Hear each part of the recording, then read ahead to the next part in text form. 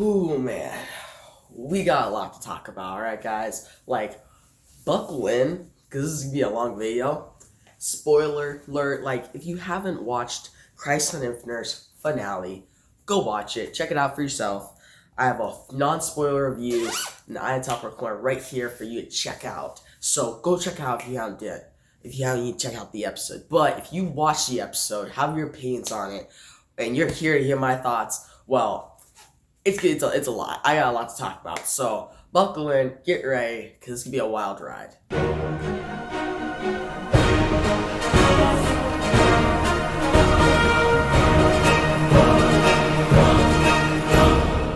What's up, DC Nation? Welcome back to another video. And guys, this is our spoiler review. And guys, please give a like right now. You're watching, it's premiering, so give it a like and comment what you think about this episode. Did you love it? Did you hate it? Are you mixed bag just like me?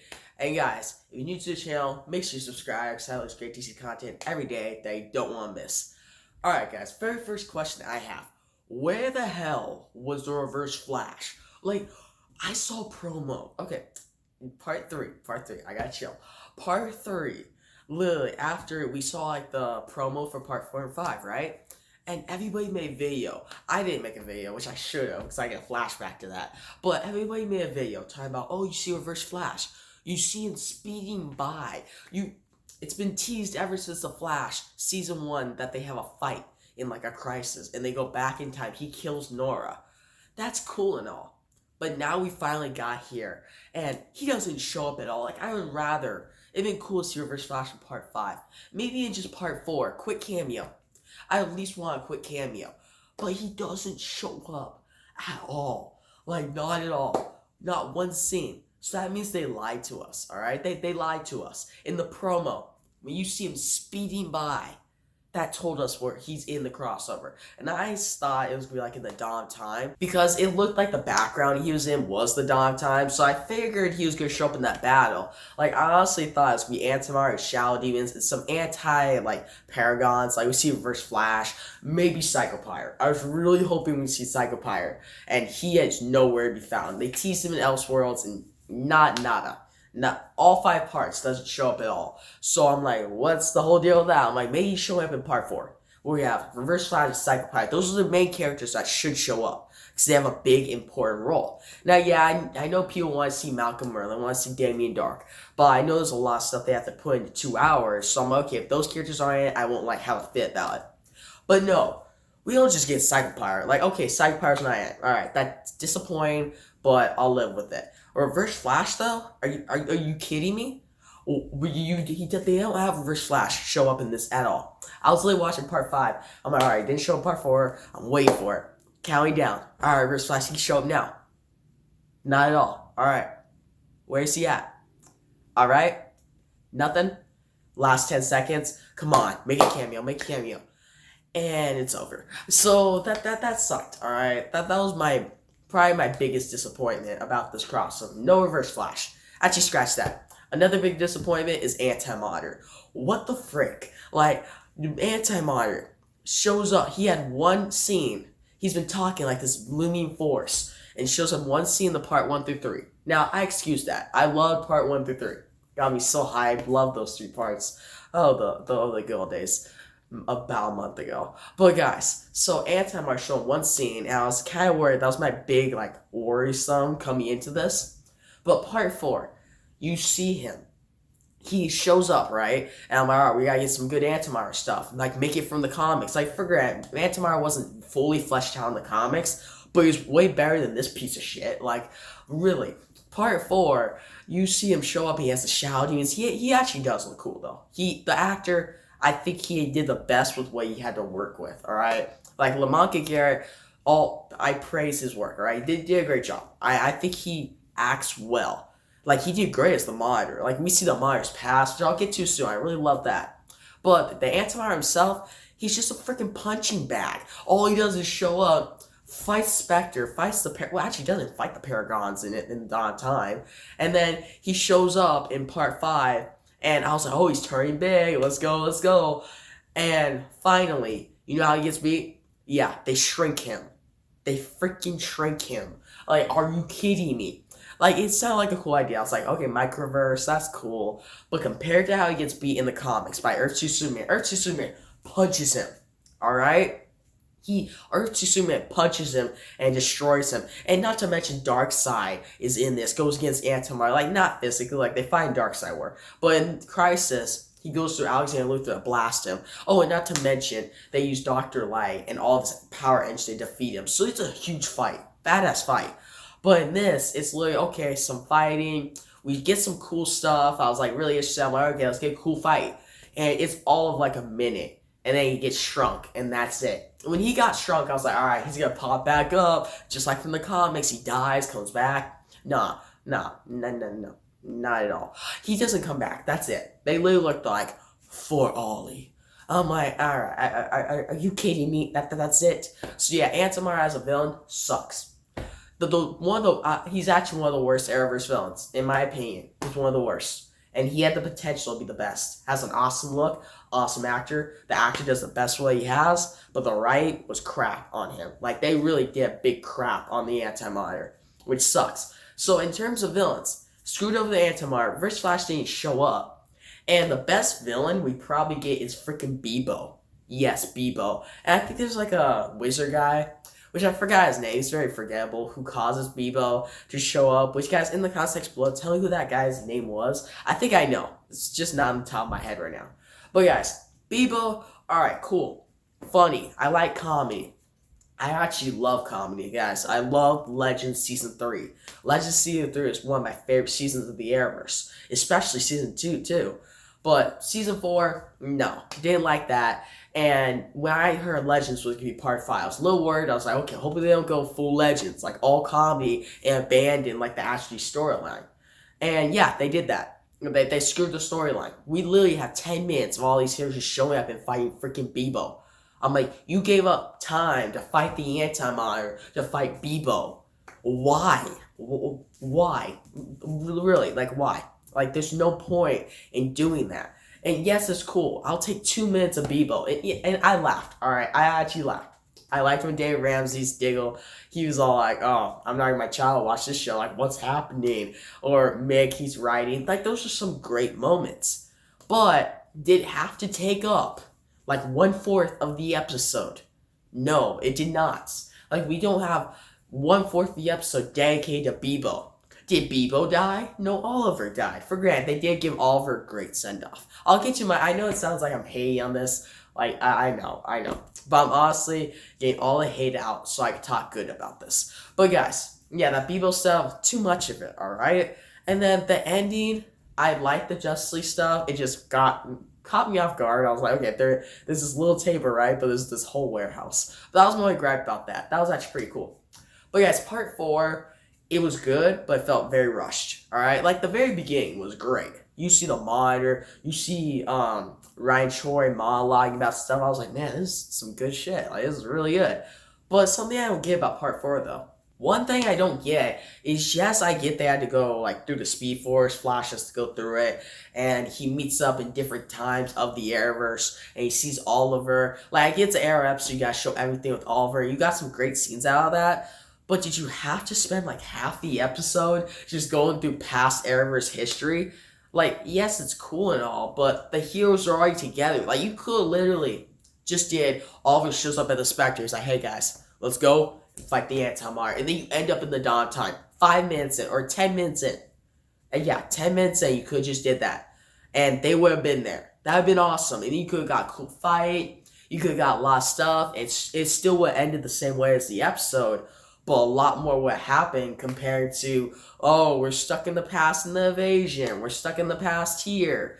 But, like, that stuff is cool, but I feel like you could have did more cooler stuff. You guys know what I mean? Like, comment below and tell me what you think that they could replace that with. Like, you could have more cameos. You could have a bigger fight at the Dawn of Time. Like, the Dawn of Time fight was weak. Weak sauce. Alright, weak sauce. Like, yes, you see the Paragons fight. You see Ryan Troy just punch him. Like, how does he punch a Shadow Demon and kill it? In the comics, Shadow Demons kill people left and right. And this guy can just punch and take it out. It made no sense. I can use a Paragon, but come on. Now, the fight looked, like, visually cool. Like, the budget was there. It was good. But it was too quick. You kept going back and forth. And the fight with the Anti-Monitor and Spectre, it was really cool. Like, it looked awesome. Seeing them fight, they're like blasting at each other. You see the fire around. It was awesome. That was the cool thing about the Dawn of Time fight. Now, in the comics, it is cooler though. They go huge, they fight off, they put the hand through, they try to stop Corona, which I'll get to how much they didn't put in from the comics. But guys, they fight off, and one of my favorite lines of this entire crossover happens. You have failed this universe. I literally almost pissed myself when he said that. I know it's cheesy, I know, but everybody's been telling me they better say that. And I'm like, yes, they better say that. Like, they have to. You failed this city. You failed this. He always says that. Oh, you saved this city. He's always said those taglines. And hearing him say, you failed this universe, I was like, boom. You win me over, CW. I was like, okay, this episode's a little rushed, but I'm hyped. I'm in for it for part 5, and they didn't do it well. But guys, part 4, it ended pretty well. I liked it. Oliver sacrificed himself. It was very emotional. Like, I teared up. Well, it was good. Supergirl, Flash. Well, no, Sarah and Flash. They're right there. It was a really great scene. I really liked that, guys. And I like the fight, how they look up in the sky and they see the multiverse, well, the universe changing. And they ended off on a great note. Like, it felt a little rushed, and there were some problems with the episode. But it was at least a solid episode. I thought it was better than part 2, too. I really like part 4. I do. More I look back at it, I like it. So, going to part 5, super hyped, and then being disappointed was a bummer, right? But guys, a couple other things I loved was Lex Luthor. Jon Cryer is, like, the best. Like, he steals the show. Like, you see him blast Supergirl. It's actually like a teaser before the show actually came out, the episodes. But he comes like this award in part 5. He wins the award, and the DEO comes to LexCorp. And there's a lot of cool stuff that I'm like, this is total Lex. Like, he's perfect. He tries to make a deal with the Monitor. He betrays everybody, goes back and forth. And he kept me entertained. Even the parts of part 4 that I was like, this is kind of boring. It was still great to see freaking Lex. Like, he stole the show. It was real. I like that. And Ryan Troy, he's a great character too. I'm looking forward to what he does in the future. I just feel like he's just kind of weak compared to the other 6 Paragons. That's it. Now, Supergirl, she was great. Melissa Benoist, if I'm pronouncing that right, she did a great job acting as Supergirl. And Supergirl had some great scenes. Fighting off Lex Luthor, cool. And guys, as I mentioned, they give like an origin to the Monitor and how he actually fought the Anti-Monitor at the dawn of time. That was cool. See him with his wife and actually giving like emotional background. It really added to the character. Like, before he was just, alright, this guy who just tells people, oh, you're gonna die. You're gonna die. Oh, you're actually gonna live. Oh, we gotta do this. He just felt kind of like exposition. You know what I mean? Like, just giving off dialogue to people. But in this, he actually had a backstory. I like that. That was really cool. Now, guys, a couple other parts before I get to the big part. You know what part I'm talking about. So they go to different parts in the Arrowverse, like the invasion. They go to Sarah's death, which I actually really like that. Seeing Flash show up and Diggle and Laurel like, who are you? I was like, oh, that's right. I really had like an awe moment. I was like, this is season 3. They didn't meet the Flash yet. Like, I was thinking, I was like, Diggle and Laurel know him, right? Like, they know the Flash. And I was like, oh, wait, they don't. So that was cool. And see him get Sarah, and see Marshmallow pick up Oliver and Supergirl. And in all these scenes, you see Oliver. Well, you have like a reference to him at least. And guys, you see my favorite one of them when he goes back in time. Like, I'm not talking about the Ezra Miller stuff yet, but my favorite one was when he went to Elseworlds. Like, it was kind of like a rehash, but you actually see Barry see Oliver save their lives. He's like, you gave that up. And Oliver's like, yes, I gave it up because you guys are true heroes. Do you trust me? And Barry's like, yes, I trust you. And I was like, man, that hit me, guys. I was like, damn. Like, yes, this is kind of a waste of time going to all these different timelines, but it still hits me as an Arrowverse fan. I still love that. Like, I really like that stuff. Like, it was really good. And guys, there's some really great moments going back in time. Diggle, always love him. Like, Dave Ramsey did a great job. One of my favorite actors, all right? And guys, you see him collect all these people. You see Supergirl, Ryan Troy, like Luthor at a different spot. You see Sarah at a different spot, Martian Manhunter, Flash, and then Oliver. And then I think I'm forgetting somebody. There's one, Batwoman too. Batwoman actually has a good scene too in the past when she's in like the mayor office. In the past, you actually see, so Batwoman shows up, Kate shows up and you see Oliver talking to Ray Palmer from season 3. And I really like that scene because Kate notices, oh, he's actually a good guy. And that was cool. For once, they did Batwoman very well. But guys, that was great stuff. Now, the big scene of part 4, obviously, like I went over everything in part 4 except for this one scene. It's blowing everyone's minds. All right, Ezra Miller and Flash meet. Now, I like the scene. It's really great. All right. It was cool. They're like, "Hi, I'm Barry," and they're like, "No, no." And Ezra Miller, he acts well. All right. Grant Gustin is still the Flash though, in my mind.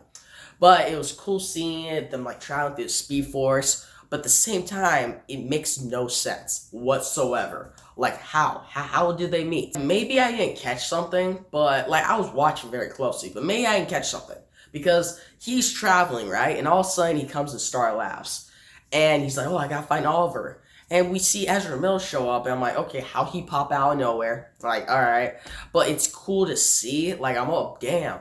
DC movies and Arrowverse are crossing over. Like, I never thought I would see that. Like, it reminds me of that meme where you see Spider-Man just pointing at Spider-Man. Like, it's just that cool. But at the same time, then he disappears. I'm like, all right, so that's it. Like, confirms the DC universe, well, DC movies and Arrowverse are crossing over. But at the same time, like, how does that affect the Crisis? Makes no sense how they met. Like, it's cool, but it makes no sense. And couldn't this have been time for something bigger? Like, couldn't we seen Diggle come Jon Stewart? Couldn't we seen Commandy? Which I know Commandy is, a lot of people know who he is, but he's one of my favorite characters personally. But guys, couldn't you have fit this in with more storyline? Yes, it's a cool cameo. It's probably the best cameo. Or at least one of the best cameos of the entire crossover. But at the same time, it doesn't make as much sense in storyline. But you know what? F it. Like, F it. Like, I think it's cool. Alright, it's my favorite part of part 4. And I hope to see more DC movies and Arrowverse crossovers in the future. But yeah, guys, part 4, I thought it was solid. I give that episode probably like 8.4. It was rushed, and there's like some stuff as like a comic fan that I didn't like. But coming to part 5, I was hyped. I was super hyped. I literally went on YouTube and I saw like a video, like I didn't watch it, but I saw like the title and it says Doom Patrol, Green Lantern, Superman, Stargirl show up. I'm like, no freaking way. Are you kidding me? I'm like, I gotta watch this right now. Like I was planning on doing like a part 4 video on its own, but I was like, no, I'm gonna watch part 5 and then do video combine them because I know it's gonna be awesome. But it wasn't. It wasn't at all. Alright? Like it starts out well. I will say that. Because you see them all on the same Earth. I got some nostalgia seeing Supergirl 5, Weather Witch, which out of all villains, why'd you choose freaking Weather Witch? Like, who cares about her? But still, seeing her fight off with Weather Witch and Flash up and like, oh, we're on the same Earth. That was cool. Alright? And we see like a cameo from one of like the producers. I forgot his name.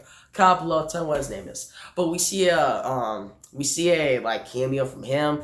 And Flash and Supergirl team up. It's really cool. And we see the Lex Luthor scene, which I really love. He really winks at Supergirl. I'm like, that's my Lex Luthor. Hey guys, another thing I've mentioned in this episode is we mentioned Wally and Ragman, which I was like, okay, cool mentions. But where are they at? Like, actually, where are these characters at?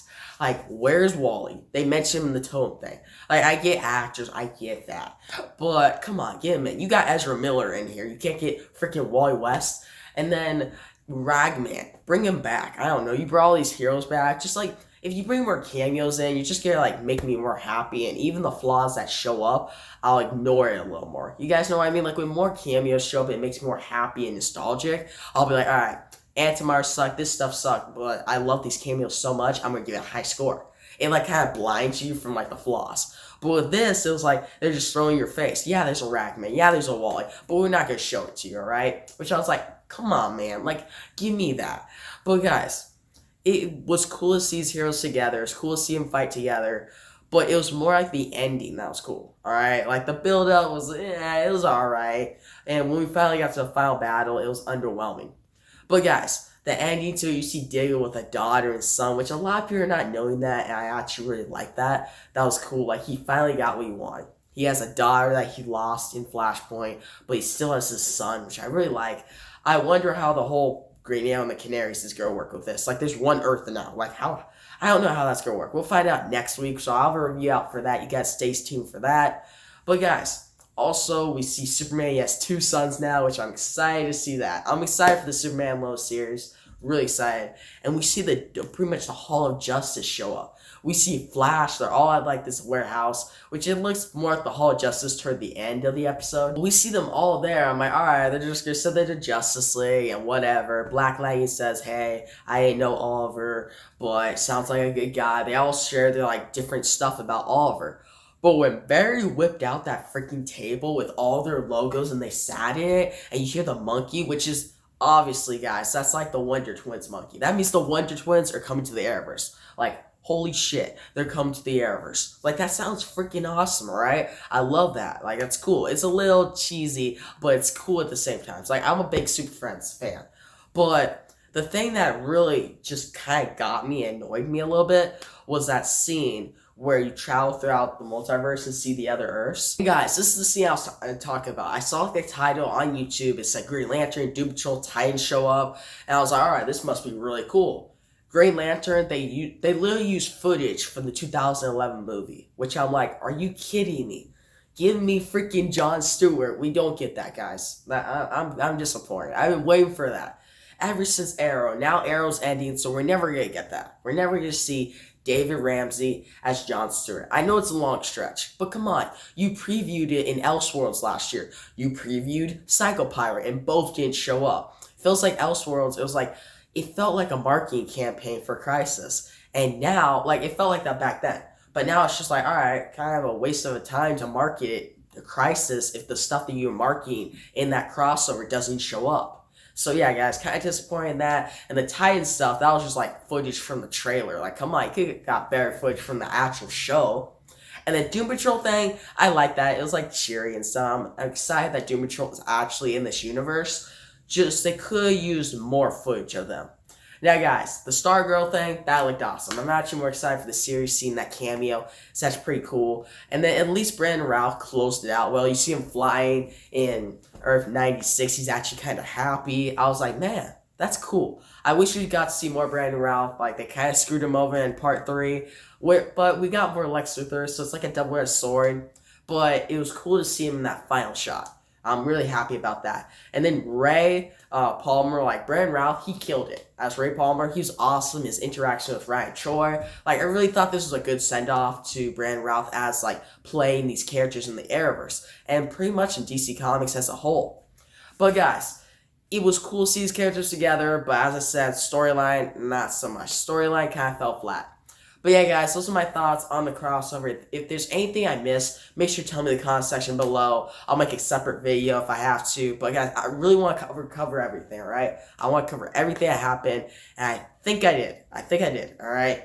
There may be something else I missed. Watch it be like a super obvious thing. But I hope I didn't miss anything. But guys, overall, I'm a little disappointed. Like, there's obviously some awesome stuff. They did do some awesome stuff. I'll admit that. I will. That's why I give it 7.9. Like, I'm not going to say, oh, it's a 3 out of 10. I hated it. Oh, my gosh. No, I didn't hate it. I still liked it. I still enjoyed it, all right? I was still like, oh, that's cool. But at the same time, reading Crisis on Infinite Earths and knowing how epic it would be, this just wasn't that epic. Like, on a storytelling front, it just wasn't. Like, if this was titled a different crossover, like, say, like a small crossover in DC Comics, I would give this a 10 out of 10.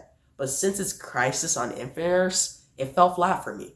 Like, for the Arrowverse, this is cool. I'm excited for the future. I'm excited for the Super Friends. Excited for Superman Lois. Green Arrow and the Canaries, I'm still waiting out for, but still excited for that. I'm excited for the future of the Arrowverse. But at the same time, they could do better with this finale, alright? And I know people say, oh, everybody else will say it's amazing. Why don't you think that? Well, it's my opinion, alright? Alright, bro? Like, it's my opinion. And I still liked it. I didn't hate it. So, keep that in mind. But yeah, guys, that's the video. If you liked it, give it a big thumbs up. And if you haven't subscribed to the channel yet, then subscribe because you don't want to miss out on this great content that I release daily. But yeah, guys, thanks for watching. And tell me what you think about this crossover. Did you hate it? Did you like it? But yeah, guys, that's the video. And peace out.